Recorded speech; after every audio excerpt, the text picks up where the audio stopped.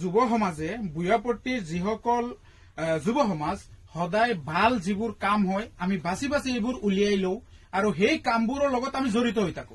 কি কাৰণত জড়িত হৈ থাকো? যাতে সমাজৰ ভাল হয়, দুখীয়া নিৰীহ মানুহ কষ্ট পাব নালাগে, কম খৰচত সহজতে যাতে তেখেতসকলৰ প্ৰয়োজনীয় কামবোৰ কৰি থাকে, এই কামবোৰে আমি এই যুৱ সমাজে কৰি থাকো। সেই স্বৰূপে আজিও আমি উপস্থিত হৈছো এই ছোৱালীজনীৰ ঘৰত।